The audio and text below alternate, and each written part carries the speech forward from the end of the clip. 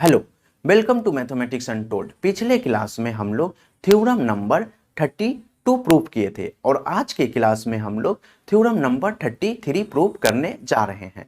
इस वीडियो को देखने के पहले आप लोग एक बार थ्योरम नंबर 32 को कैसे हम प्रूव किए हैं वो जरूर देखिए। इससे आप लोगों को ये थ्योरम 33 ज़्यादा समझ में आएगा। आप लोग मेरे चैनल को लाइक कीजिए, सब्सक्राइब कीजिए। ठीक है, चलिए देखते हैं इस थ्योरम को कैसे प्रूव किया जाता है।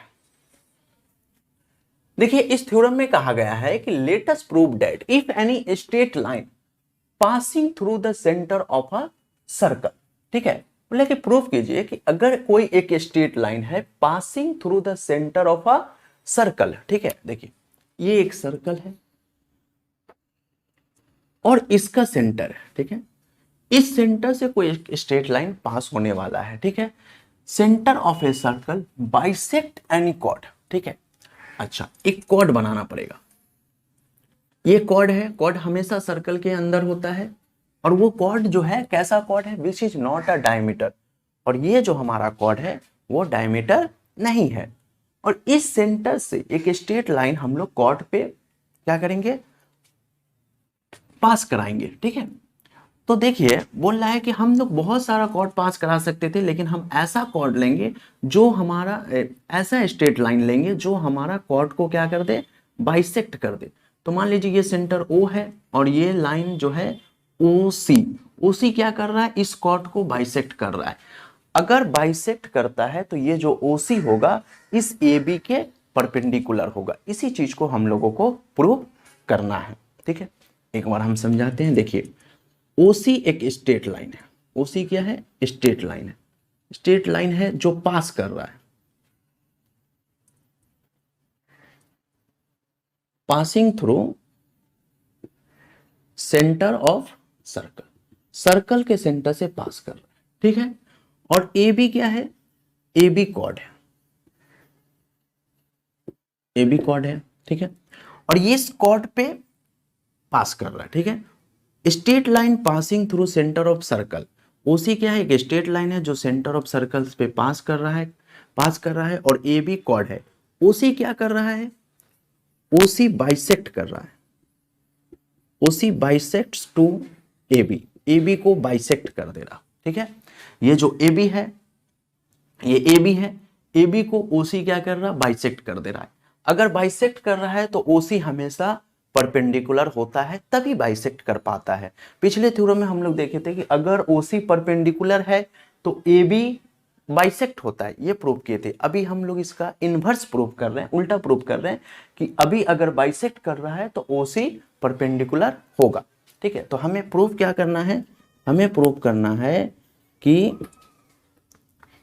OC परपेंडिकुलर है,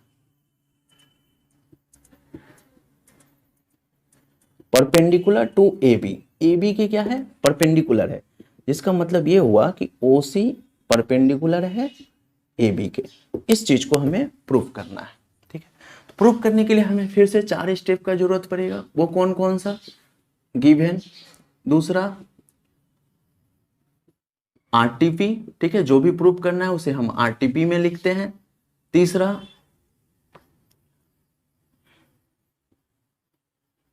कंस्ट्रक्शन। ठीक है, जो भी हमें जरूरत पड़ेगा कंस्ट्रक्शन करने का हम लोग करेंगे, जिसके हेल्प से हम लोग प्रूव कर सकते हैं। और लास्ट आता है हमारा प्रूफ। ठीक है, और प्रूफ में हम लोग प्रूफ में ही प्रूफ करते हैं, जो लास्ट में हम लोग प्रूफ करते हैं तो हम लोग प्रूफ लिखकर प्रूफ करते हैं। ठीक है, चलिए स्टार्ट करते हैं गिवन से। नंबर 1 देते हैं और लिखते हैं गिवन। गिवन में हम लोग लिखते हैं let O be the centre of circle. O क्या है, एक सर्कल का सेंटर है। ठीक है, अच्छा AB क्या है, AB भी कॉर्ड ऑफ सर्कल, सर्कल का कॉर्ड है, comma which is not a diameter.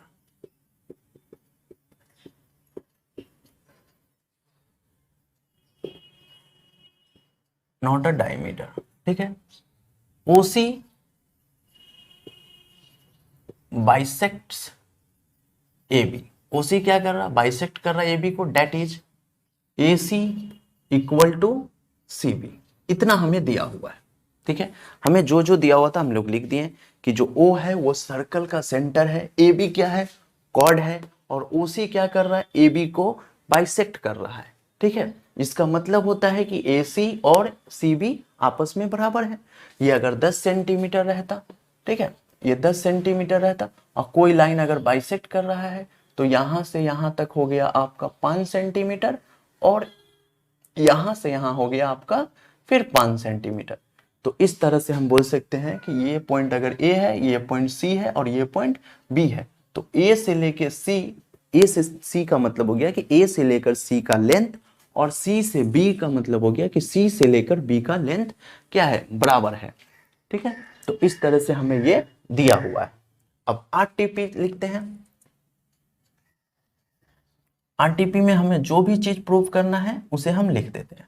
क्या प्रूव करना है कि ओसी जो है वो परपेंडिकुलर होगा ए बी के, ठीक है। अच्छा, दो चीज हो गया, ठीक है। हर बार हमें इस तरह से आपको लिखना है, फिर से एक बार रिपीट कर देते हैं। पहले गिवन लिखना है, गिवन में क्या था, O B the centre of circle, A B the क्वाड which is not a diameter, और ओ सी क्या है, एक बाइसेक्ट कर रहा है ए बी को। इसका मतलब ये हुआ कि ए सी इक्वल होगा सी बी के, ठीक है।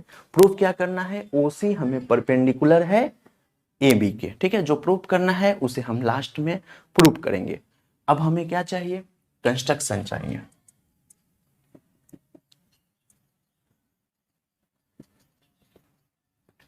कंस्ट्रक्शन में हमें क्या चाहिए, हमें फिर पिछले क्लास की तरह ट्रायंगल बनाना है। कंस्ट्रक्शन में जब भी सर्कल के का कोई भी थ्योरम प्रूव करते हैं तो ज़्यादातर हम लोग ट्रायंगल का हेल्प लेते हैं। तो हमें ये साइड और ये साइड इक्वल है, हमें ये प्रूव करना है, तो इस साइड हमें एक ट्रायंगल चाहिए और इस साइड भी हमें एक ट्रायंगल चाहिए। इसलिए हम लोग क्या करेंगे, ज्वाइन कर देंगे, ओ ए और ओ बी को ज्वाइन कर देंगे, ठीक है। तो हम लोग कंस्ट्रक्शन में लिखेंगे join O A and O B, ठीक है, ज्वाइन कर दिए। नाउ अब हम लोग क्या करते हैं, प्रूव करते हैं। लास्ट स्टेप हमारा प्रूव। चलिए, प्रूव में हम लोग क्या लेंगे, फिर से हम लोग ट्रायंगल लेंगे। In triangle O A C and triangle O B C, हम लोग दोनों ट्रायंगल लिए। ट्रायंगल क्यों लिए, क्योंकि हमें इस दोनों ट्रायंगल को क्या दिखाना है, कॉन्कुरेंट दिखाना है। अगर हम कॉन्कुरेंट दिखा देंगे तो ये ओ सी ए बी पे परपेंडिकुलर है, ठीक है। देखिए ओ सी ए बी पे परपेंडिकुलर है, मतलब कि हमें ये एंगल और ये एंगल क्या दिखाना है, 90 दिखाना है। मतलब कि ये एंगल और ये एंगल हमें इक्वल भी दिखाना है और 90 भी दिखाना है। तो जब हमें एंगल इक्वल दिखाना है तो हम लोग कॉन्कुरेंट यूज करेंगे। पहले साइड दिखाएंगे, कुछ एंगल मिल जाएगा, वहां से कुछ एंगल मिल जाएगा, कुछ साइड मिल जाएगा। जब कॉन्कुरेंट हो जाएगा तो ये एंगल और ये एंगल इक्वल हो जाएगा, ठीक है। चलिए स्टार्ट करते हैं। देखिए, in triangle O A C and in triangle O B C हमें क्या क्या दिख रहा है, हमें दिख रहा है कि ओ ए इक्वल है ओ बी के। क्यों इक्वल है, since radius of same circle.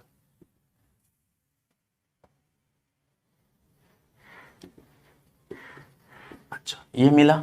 अब क्या है, ए सी यहाँ पे सी बी यहाँ पे दिया हुआ है, ठीक है। पिछले क्लास में हमें प्रूव करना था ए C equal to C B, इसलिए हम नहीं लिखे थे। लेकिन इस क्लास में हमें पहले दिया हुआ है, मतलब इस थ्योरम में हमें पहले दिया हुआ है, तो हम ये लिखेंगे। अब कहाँ से लिखें, हम लोग लिखें बाई गिवन से, क्योंकि हमें क्वेश्चन में बोल दिया गया है।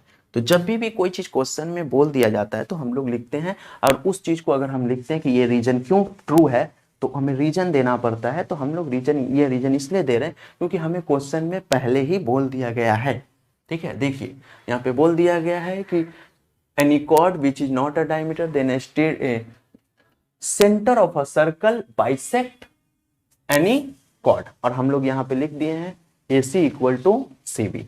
दो मिल गया। अब हमें क्या चाहिए, एक और चाहिए।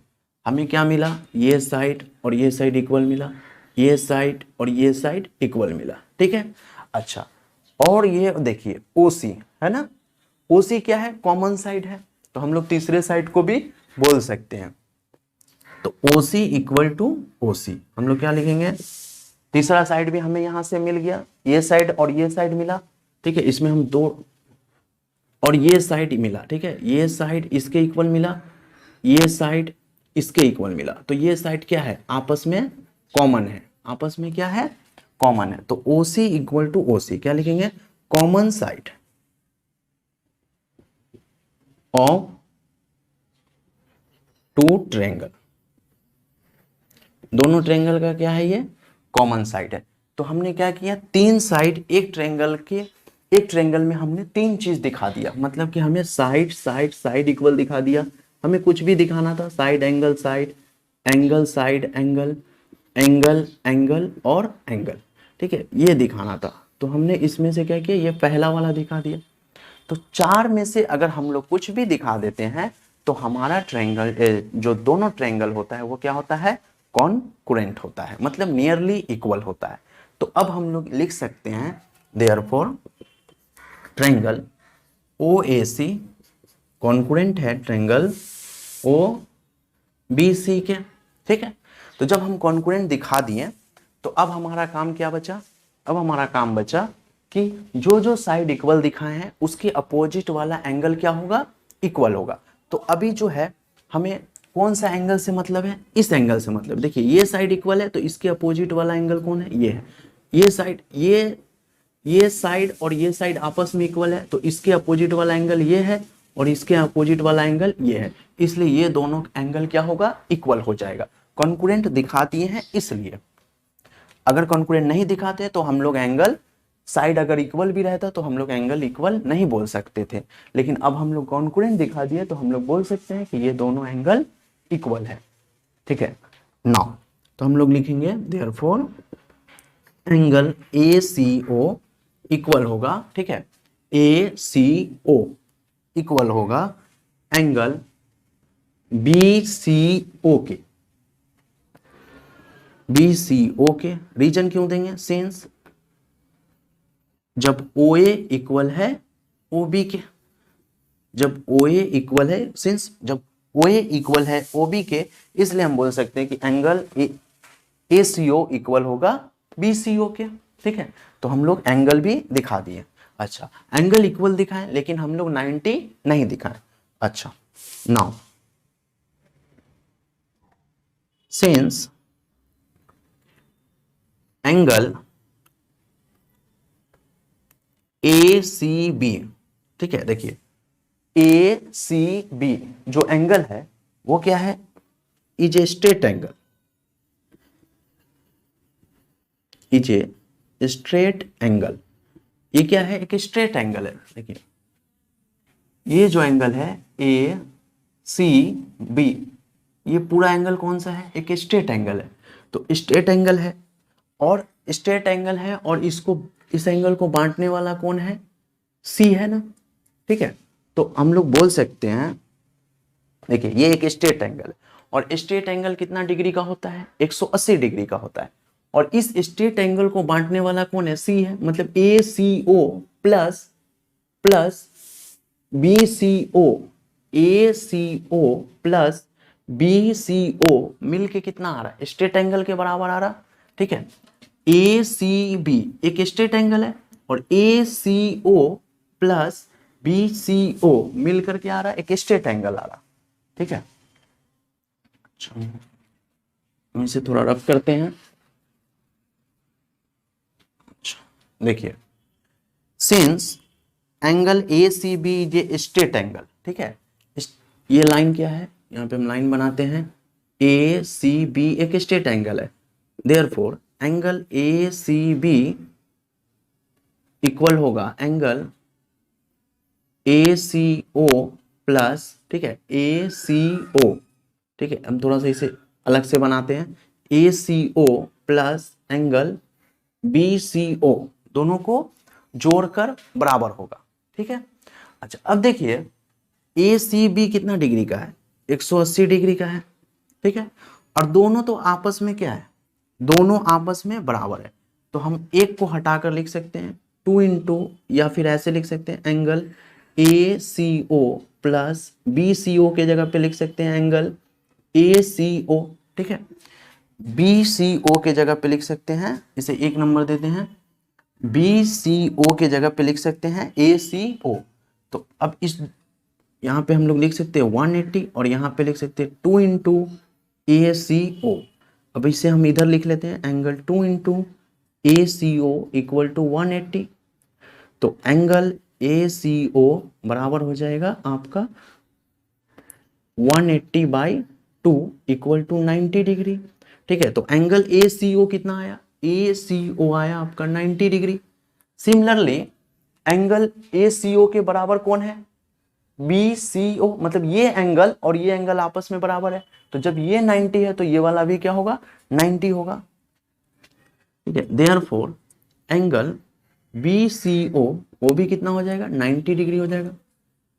देखिए तो हम लोग कैसे प्रूव किए, हम लोग ये एंगल इक्वल दिखा दिए और हम लोग ये जो पूरा एंगल है ACB वो क्या है, एक स्ट्रेट एंगल है।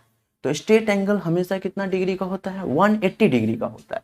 तो हम लोग स्ट्रेट एंगल ये दो एंगल के सम के क्या होगा, बराबर होगा। तो ACB जो स्ट्रेट एंगल है वो है हमारा 180 डिग्री और ACO प्लस BCO के जगह पे हम लोग क्या बैठा दिए, ACO बैठा दिए, क्योंकि दोनों आपस में बराबर है। तो 2ACO मिल के बनेगा एक स्ट्रेट एंगल। तो 2ACO बराबर है 180 के, यहाँ से हम इसको सिंप्लीफाई किए और ACO आया हमारा 90 डिग्री। तो जब हमारा ये एंगल ACO एंगल जो हमारा 90 डिग्री आया, तो सिमिलरली BCO भी हमारा 90 डिग्री होगा। ठीक है, तो इस तरह से हम लोग देयरफॉर हम लोग बोल सकते हैं, इस तरह से हम बोल सकते हैं कि जो हमारा OC लाइन है वो परपेंडिकुलर है AB के। जब 90 डिग्री बनाया तो हम बोल सकते हैं कि OC परपेंडिकुलर होगा AB के। इस तरह से हम लोग क्या किए, प्रूव किए। ठीक है, समझ में आया होगा। चलिए आप लोग मेरे इसको कॉपी कीजिए और इस पे अब हम लोग इस पे कुछ न्यूमेरिकल प्रॉब्लम देखेंगे। 2 थ्योरम के बेस पे मिलाकर जो है हमारा बोर्ड में 2 मार्क्स या फिर 1 मार्क्स का क्वेश्चन आता है। ठीक है, और आप लोग मेरे चैनल को लाइक कीजिए, सब्सक्राइब कीजिए और कमेंट सेक्शन में बताइए कि वीडियो हमारा कैसा लग रहा है और अपने दोस्तों में शेयर करना ना भूलें। Thank you.